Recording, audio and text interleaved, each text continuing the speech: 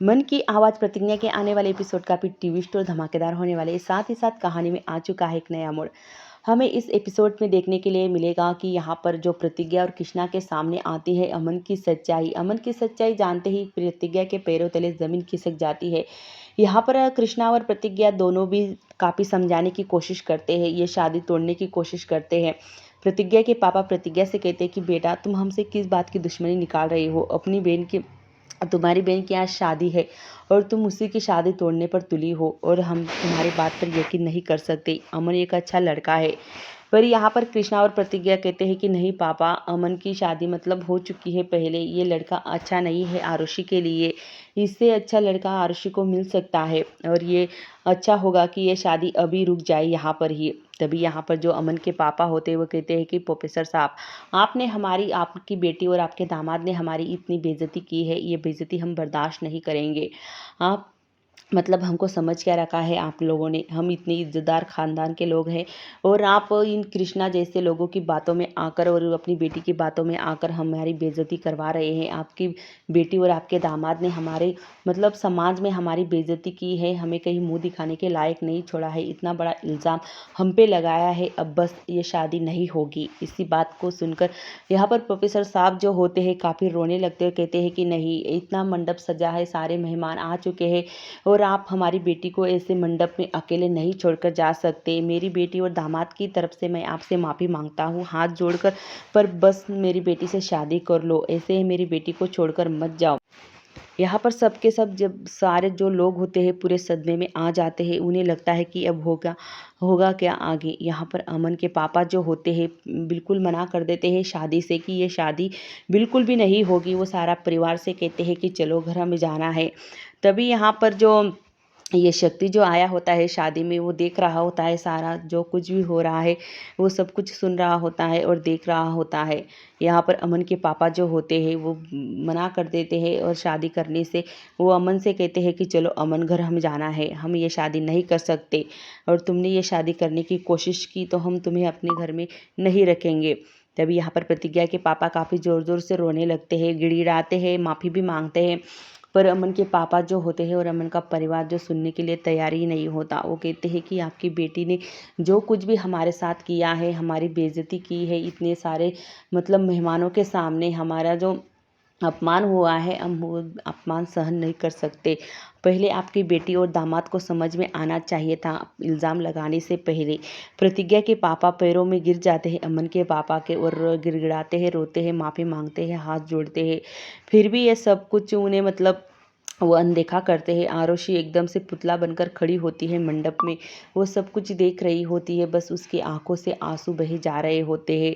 सबके सब यहाँ पर अमन के परिवार को रोकने की कोशिश करते हैं। कृष्णा कहता है कि अच्छा हुआ ये शादी टूट गई, नहीं तो बहुत बड़ा बवाल होता, आरुषि का जीवन बिल्कुल तहस नहस हो जाता। ये भी यहाँ पर प्रोफेसर साहब कहते हैं कि तुम चुप बैठो कृष्णा, ये सब कुछ तुम्हारी वजह से हुआ है। पहले क्या कम तुमने हमें इतना दुख दिया है, अब तुम्हारा परिवार पहले से ही हम दुख देता आया है। अमन के यहाँ पर अमन को भी समझाते हैं आरुषि के पापा कि तुम मत जाओ बेटा, तुम तो मेरी बेटी का हाथ थाम लो।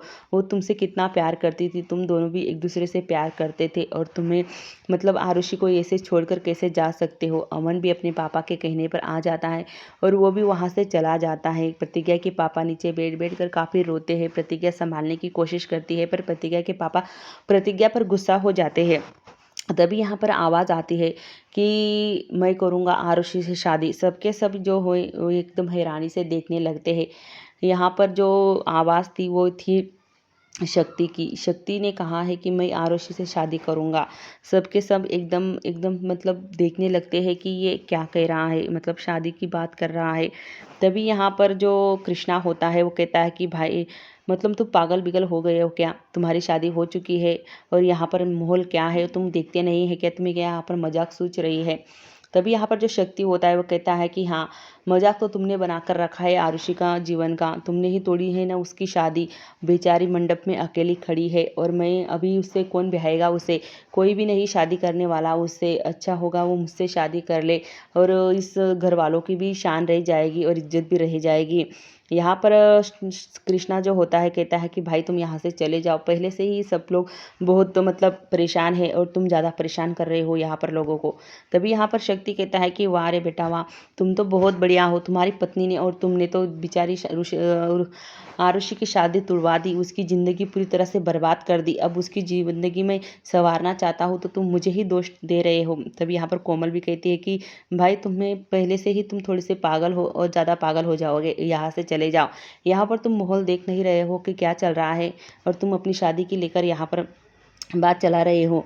तभी यहाँ पर जो प्रतिज्ञा के पापा होते हैं कहते हैं कि इन लोगों के वजह से हमें बहुत कुछ झेलना पड़ा है, मतलब कृष्णा के परिवार के वजह से, और तुमने भी उन्हीं का साथ दिया। आज मतलब तुम हमारी बेटी होते हुए भी तुमने हमारा साथ नहीं दिया और आरुषि की शादी तोड़ दी। हमें कभी सपने में भी नहीं सोचा था कि हमारी खुद की बेटी हमारे साथ ऐसा करेगी। यहाँ पर कृष्णा कहता है कि मेरी प्रतिज्ञा को दोष मत दो, हमने जो किया है आरुषि की भलाई के लिए किया है। अच्छा हुआ ये शादी टूट गई और वो अमन अच्छा लड़का नहीं था। तभी यहाँ पर प्रतिज्ञा कृष्णा से कहती है कि कृष्णा चुप हो जाओ, पहले से ही माहौल बहुत गर्म है और तुम उस पर हथौड़ा मारने की कोशिश मत करो। इनकी तुम मतलब हालात देख सकते हो कि कितने मतलब कितने टूट चुके हैं मेरा परिवार, पर अभी वो समझ नहीं सकते हमारी बातों को। यहाँ पर प्रतिज्ञा की जो मम्मी होती है वो रो रो कर उसका भी बुरा हाल हो चुका होता है। यहाँ पर आदर्श कहता है कि कृष्णा तुम यहाँ से चले जाओ, पहले से ही तुमने यहाँ पर बहुत हंगामा किया है, ये कोई ठाकुर सज्जन सिंह नहीं या मेरे पापा है और तुम मेरे पापा पर ऐसे चिल्ला नहीं सकते। कृष्णा कहता है कि वह दुनिया में भलाई करने का ज़माना ही नहीं है, हम तो भला करने के जा रहे थे और ऊपर से ही मुझे दोषी ठहरा रहे हो। कोमल कहती है कि भाई तुम जब देखो तब अपनी मुंह बक बक करते रहते हो, अपनी वो प्रतिज्ञा और तुमने सब कुछ किया है, यहाँ पर हंगामा कर दिया है, आरुषि की शादी तोड़ दी है, फिर भी यहाँ पर आकर खड़े हो। जाओ अब घर पर जाओ। प्रतिज्ञा रोती है यहाँ पर। तभी यहाँ पर शक्ति फिर से कहता है कि क्या प्रतिज्ञा मतलब कृष्णा मैं तैयार हूँ इससे आरुषि से शादी करने के लिए, पर कोई मानने के लिए तैयार ही नहीं। मैं खुद कह रहा हूँ कि शादी मैं करूँगा आरुषि से। तभी यहाँ पर जो आरुषि होती है प्रतिज्ञा के पास आती है और कहती है कि देख लो ये शादी का मंडप एकदम सुना मतलब खाली है, अब तो तुम खुश हो गई होगी ना, अब मेरी शादी टूट गई है, अब तो तुम्हें बहुत खुशी होगी। तुम जलती थी मेरी खुशियों से क्योंकि मुझे एक अच्छा पति मिला था, पढ़ा लिखा, वो अपने पैरों पर खड़ा था, अपने आप मतलब कमा कर खा सकता था, तुम्हारे पति की तरह नहीं कि दूसरे के टुकड़ों पर पले।